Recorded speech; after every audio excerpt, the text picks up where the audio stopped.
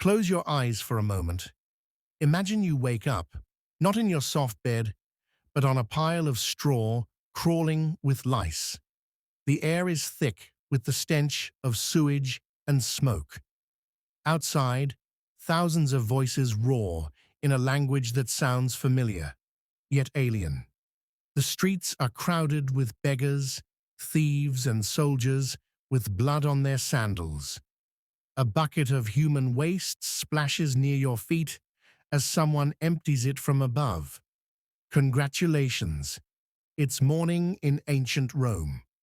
And if you think you're going to survive the next 24 hours, think again. Waking up in Rome might sound like a dream.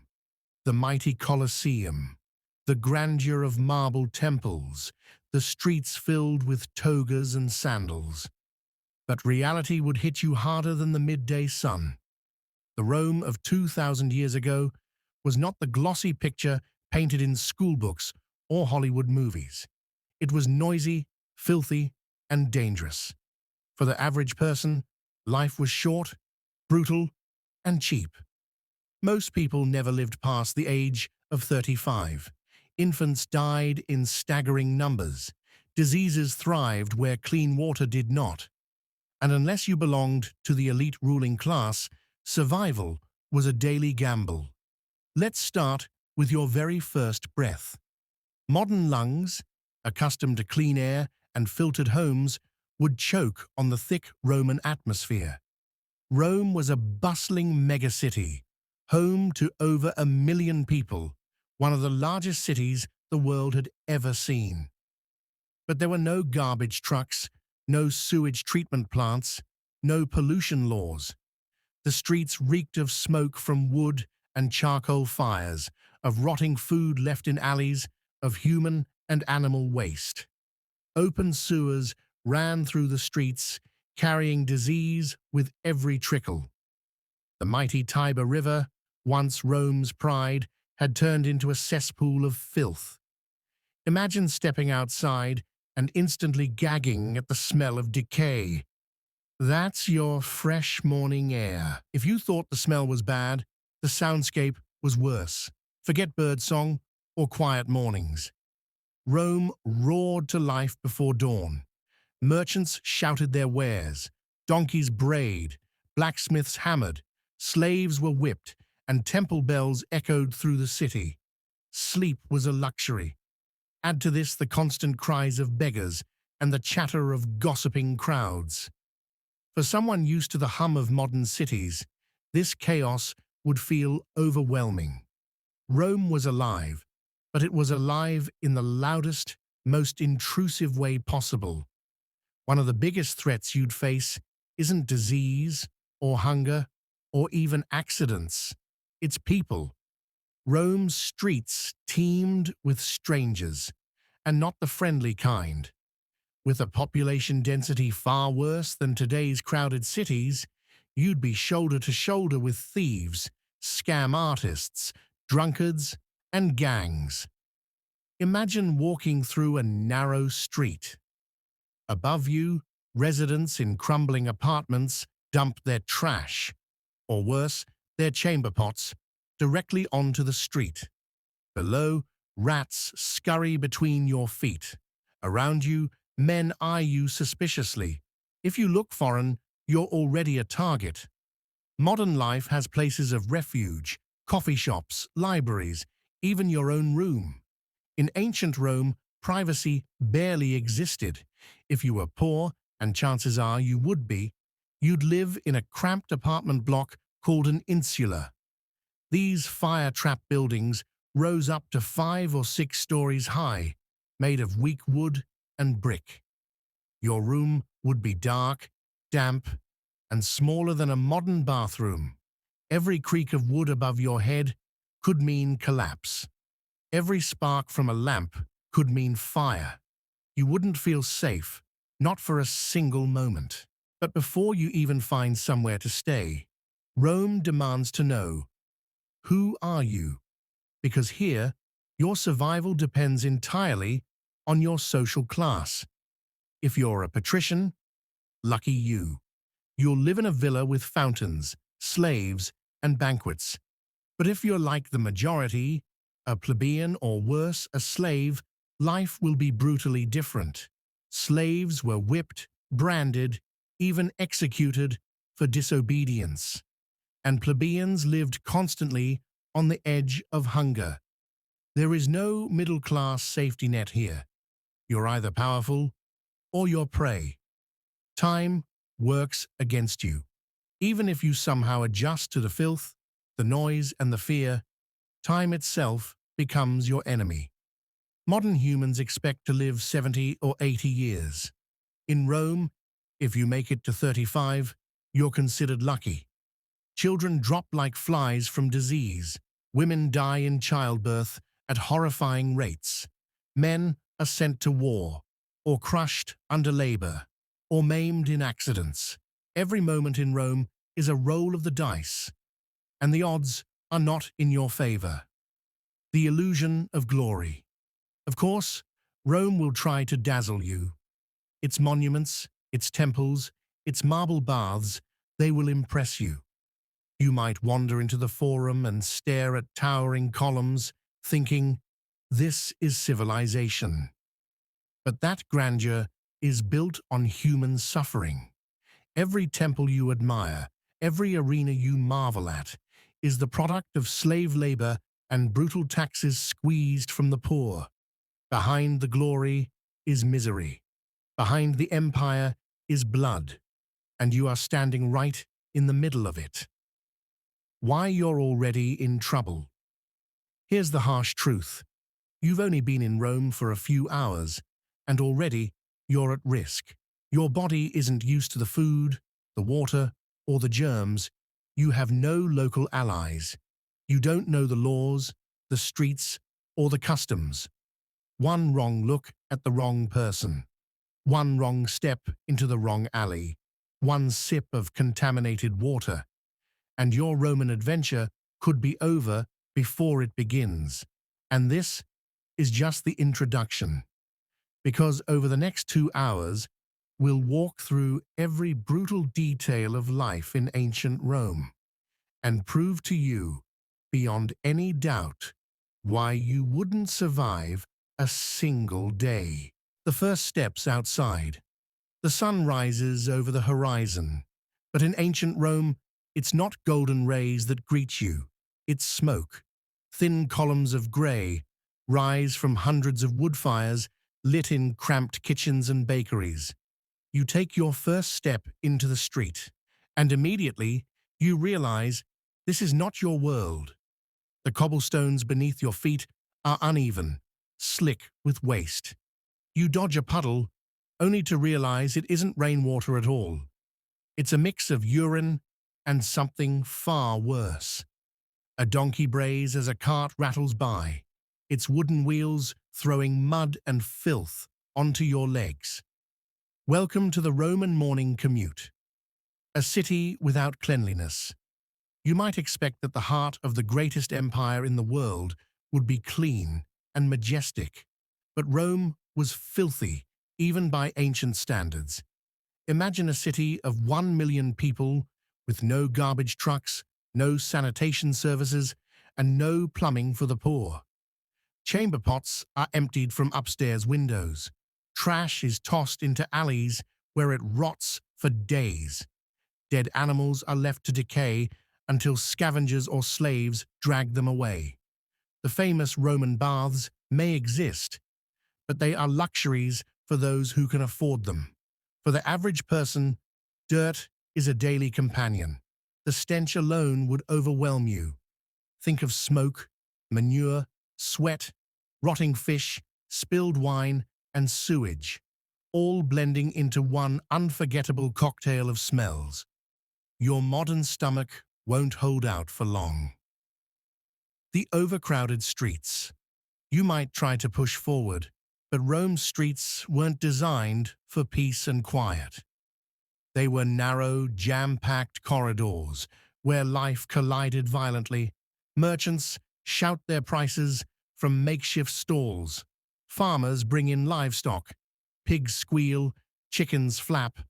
Carts loaded with amphorae of wine and oil struggle to squeeze past, their drivers swearing at pedestrians in crude Latin.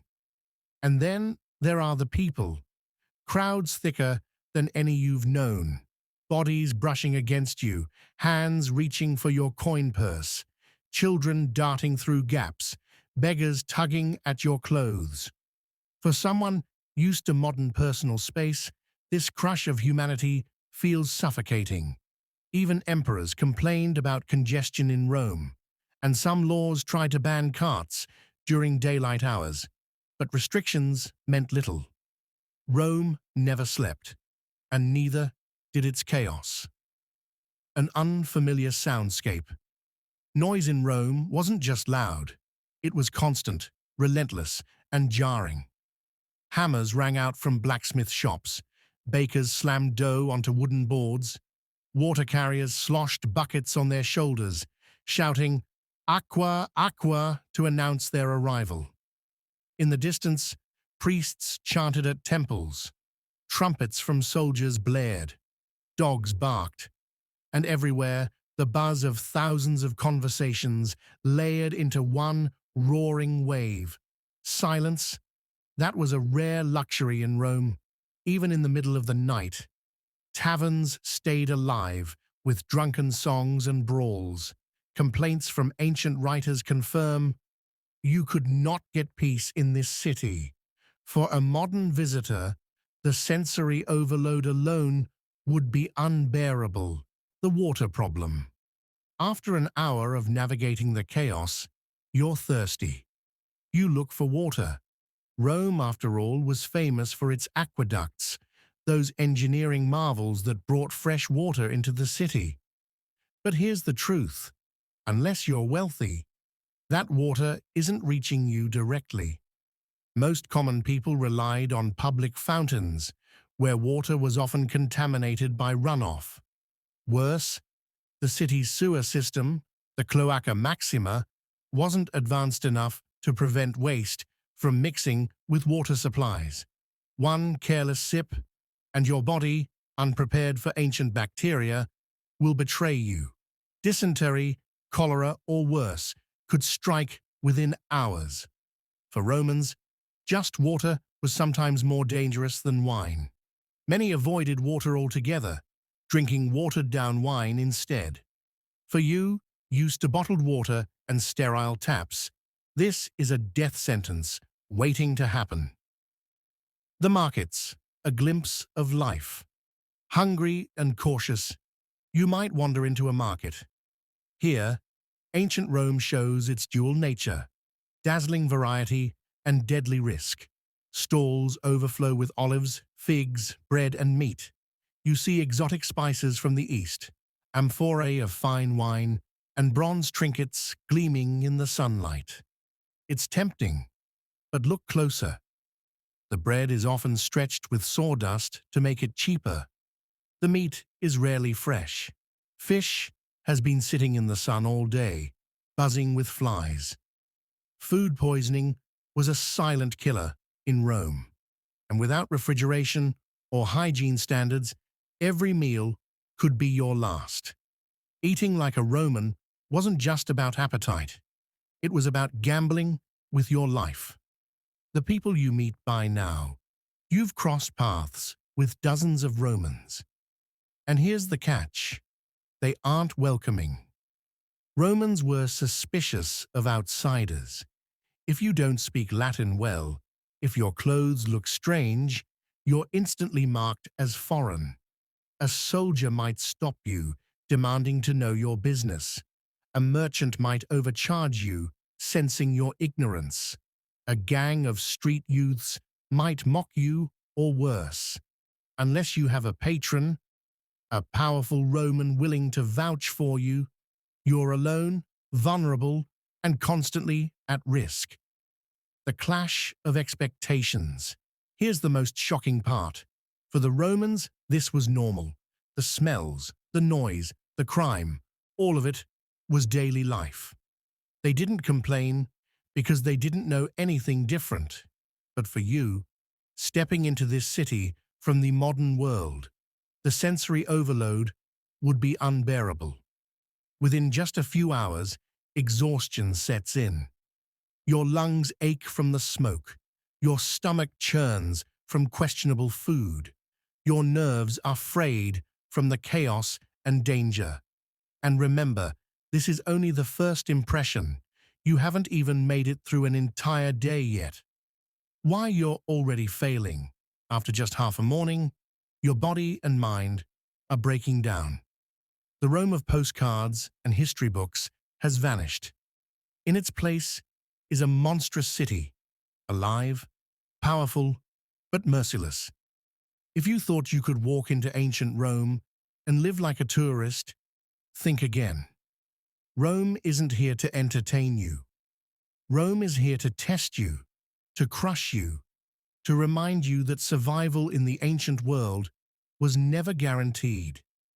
And as you stand in the marketplace, clutching a stale piece of bread and avoiding the eyes of strangers, you begin to realize you're not going to make it.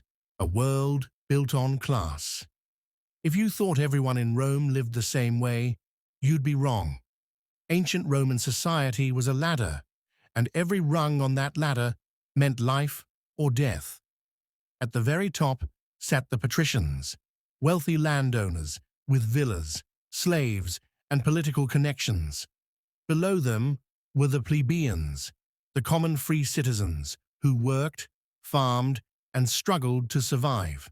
At the very bottom, without rights, were the slaves, making up nearly 1/3 of Rome's population. This class system dictated everything: where you lived, what you ate, how long you lived, and whether your voice mattered at all. If you're a time traveler without status or money, congratulations. You're lumped in with the plebs, or worse, mistaken for a runaway slave. Housing, from palaces to death traps. Rome's skyline wasn't dominated by villas or marble palaces. It was dominated by insulae, cheap multi-story apartment blocks where most citizens crammed together. Picture this: a 5-story building made of wood and brick, leaning slightly, creaking with every gust of wind. You share a single small room with your entire family. No running water, no toilets, no kitchen. Your neighbor's family lives so close that you can hear their arguments through the thin walls. If you live on the upper floors, your life is worse. Climbing rickety stairs every day, fetching water from the street, and praying the whole structure doesn't collapse. Fires, collapses, and infestations were common. Ancient writers like Juvenal mocked these buildings as death traps. Meanwhile, patricians enjoyed sprawling villas with courtyards, fountains, painted walls, and private baths. But you're trapped in a dark, smoky, cramped room that smells of mold and human waste. The struggle for food, hunger, is constant in Rome. Forget the romantic idea of feasts with grapes and roasted boar. That was for the elite. For the majority, daily meals were repetitive, bland, and often unsafe. Breakfast, if you had it, was stale bread dipped in watered wine. Lunch might be porridge made of barley, sometimes flavored with onions or beans. Meat was a luxury. Most plebs couldn't afford it more than a few times a year. And what about the famous Roman bread? Bakers often cut costs by mixing flour with chalk or sawdust. It filled your stomach, but slowly destroyed your body. Fish sauce, garum, was everywhere. Salty, pungent, and sometimes made from half-rotten fish. Fresh fruit and vegetables, available but expensive. For a poor Roman, malnutrition wasn't just possible, it was inevitable. For you, used to supermarkets and balanced diets, your energy would collapse within days.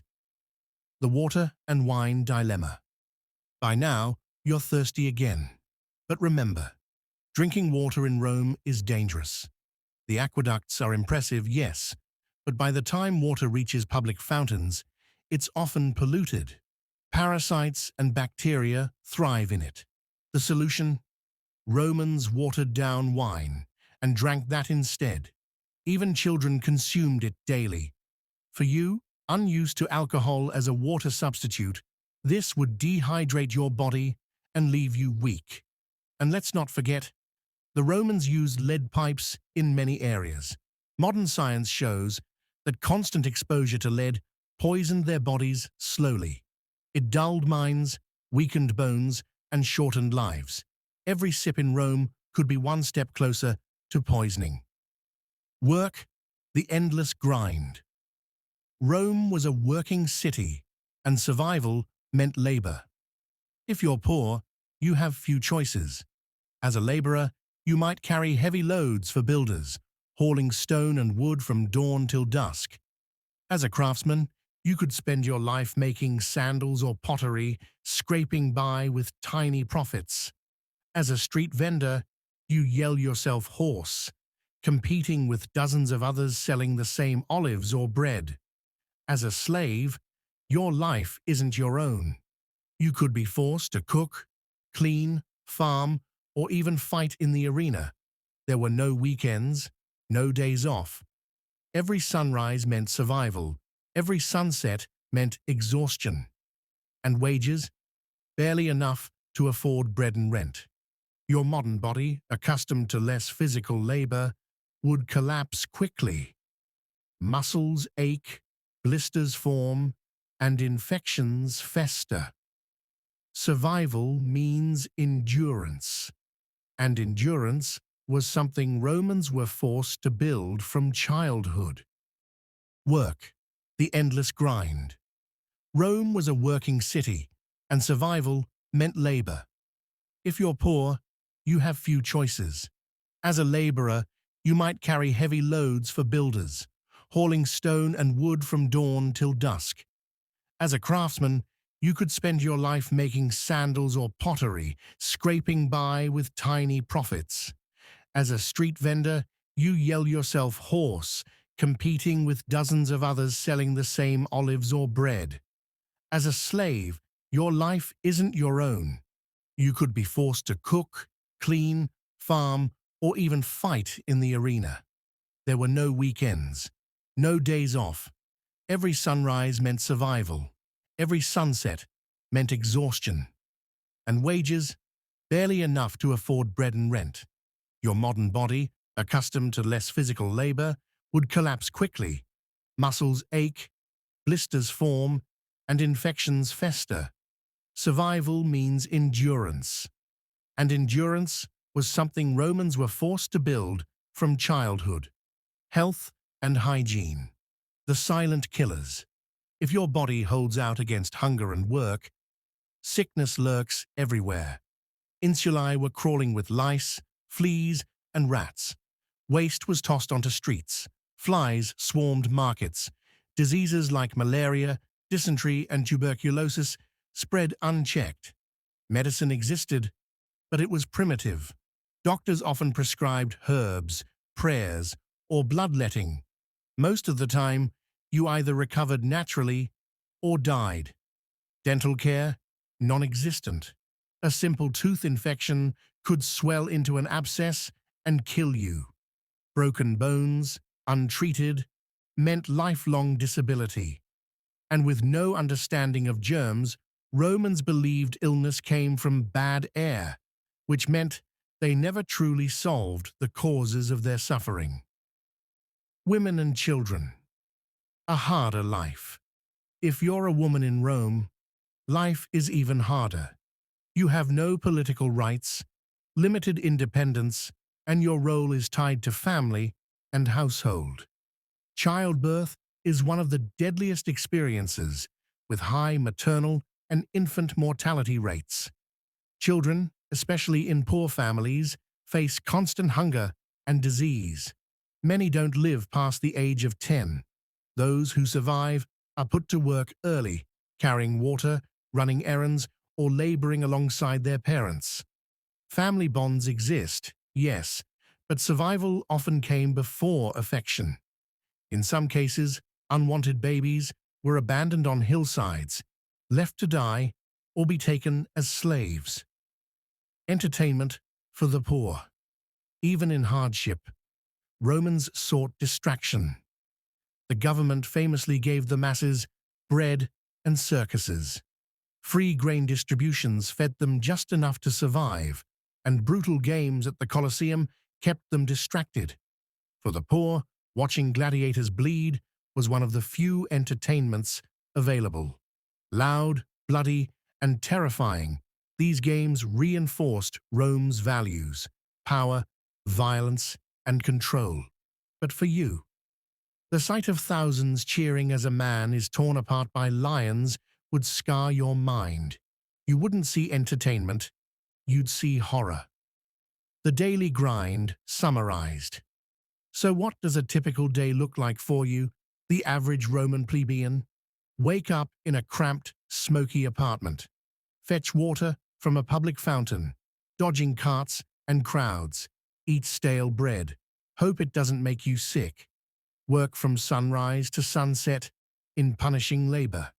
End the day exhausted, listening to arguments, dogs barking, and tavern fights echoing through thin walls. There's no privacy, no comfort, no security, and no guarantee you'll live to see tomorrow. Why you wouldn't last modern life has spoiled you. Clean water, reliable food, comfortable housing, medicine, safety. In Rome, all of that vanishes. Here, every bite of food risks poisoning. Every sip of water risks disease. Every night's sleep risks fire or collapse. Every step outside risks theft or violence. Romans endured because they were born into it. You, however, dropped straight from the 21st century into a nightmare, and within days, maybe even hours, your body would fail. This wasn't just daily life. This was daily survival. Imagine waking up sick in Rome. You've been in Rome for just a few days. The food has left your stomach uneasy. The water has given you a fever, and now you're lying in your cramped apartment, shivering. In the modern world, you'd call a doctor, take antibiotics, drink clean fluids, and recover in a week. In ancient Rome, your chances of recovery are terrifyingly slim. Here, medicine is a gamble. Doctors exist, but their knowledge is crude, their tools brutal, and their cures often more dangerous than the illness itself. The diseases lurking everywhere. Rome wasn't just the heart of an empire, it was also the breeding ground for disease. With over 1 million people crammed into the city, poor sanitation, and constant movement of armies and traders, pathogens thrived. Dysentery spread through contaminated water.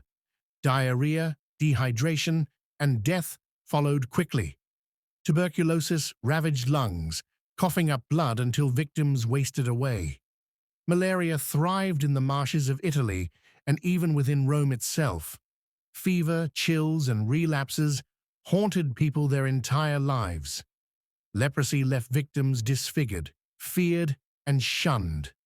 Plague outbreaks swept through the empire every few decades, killing thousands in waves. Without antibiotics, vaccines, or even basic germ theory, survival against these invisible killers was mostly down to luck.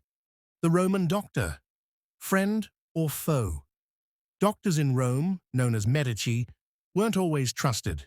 Many were Greek slaves or freedmen, bringing foreign practices that Romans eyed suspiciously. Some were skilled, but many were frauds, selling charms and snake oil remedies. A wealthy Roman might afford a trained physician, but if you're poor, you rely on folk healers, prayers, or remedies passed down orally. And even the best doctors were limited. They believed illness came from imbalances of the 4 humors: blood, phlegm, yellow bile, and black bile. If you were sick, they thought your humors were out of balance. Their solutions? Bloodletting, cutting you open or using leeches to drain blood. In reality, this often weakened and killed patients faster. Emetics, forcing you to vomit to purge illness. Laxatives, clearing the bowels with herbs or harsh substances. Poultices and charms, applying strange mixtures, often doing nothing at all. Imagine arriving with dysentery. Instead of hydration and antibiotics, you're bled until you faint. Congratulations, your treatment just sped up your death. Surgical horror shows. What about surgery? It existed, but it was horrifying by modern standards. Without anesthesia, sterilization, or antibiotics, surgery was often more deadly than the disease itself. Amputations were done with saws and knives, while the patient was awake, restrained by slaves. Trepanation, drilling holes into the skull to treat headaches or release spirits. Cauterization, burning wounds with hot metal to stop bleeding. The risk of infection was astronomical. Even if you survived the pain, bacteria on dirty instruments could kill you in days. Everyday injuries, a death sentence. In your modern life, a cut finger or sprained ankle is inconvenient. In Rome, it could be fatal. A small cut could fester into sepsis. A broken bone could set incorrectly, leaving you crippled for life. Toothaches turned into abscesses, which often spread infection to the brain or heart. And childbirth? For women, it was among the most dangerous experiences of their lives. With no antiseptics, no knowledge of hygiene, and no pain relief, mothers often died from infection, hemorrhage, or obstructed labor. Infant mortality was staggering. Nearly 30% of babies didn't survive their first year. Superstitions and strange cures. Science was blended with superstition. Romans often relied on magical amulets, incantations, and sacrifices to the gods. A sore throat might be treated by tying a dead frog around your neck. Epilepsy, drinking gladiator blood, was considered a cure. Fevers, wearing charms inscribed with spells.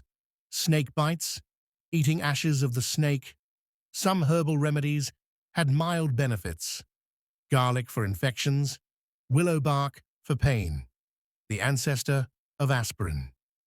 But for the most part, treatments were random, bizarre, and ineffective. Public health, Rome's double-edged sword.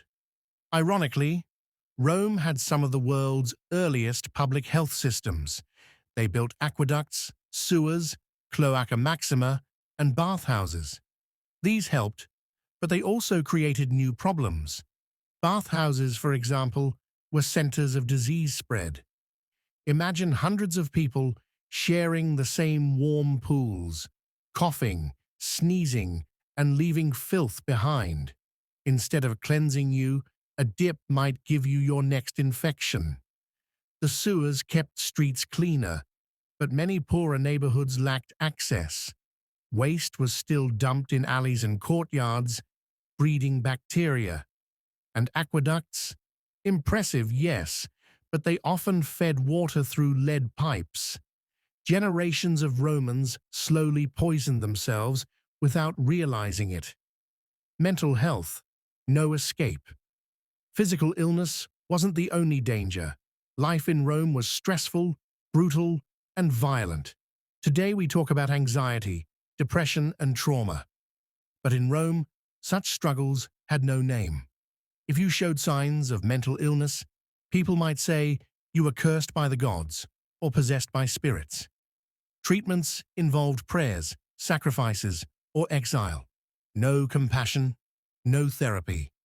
The grim reality. So let's put this into perspective. You, a modern person, fall ill in ancient Rome. Maybe you catch dysentery from water. Maybe you cut your hand at the market. Maybe you just eat spoiled bread. Your options are grim. Do nothing and hope your body fights it off. Visit a doctor who drains your blood, leaving you weaker. Use a charm or ritual that offers no real help. Without modern medicine, even the healthiest person today would be unlikely to last more than a few weeks before succumbing to infection, malnutrition, or disease. Why you wouldn't survive medicine is supposed to heal. In Rome, it often killed. Survival wasn't about treatment. It was about luck. If your body could endure hunger, parasites, and injury, you lived. If not, you died. There were no second chances, no antibiotics, no hospitals, no safety net. Just a brutal truth. Ancient Rome was one of the worst places in history to get sick. And if you think that's terrifying, wait until you see how Rome treated criminals, rebels, and the unlucky souls who faced the full force of Roman law and order.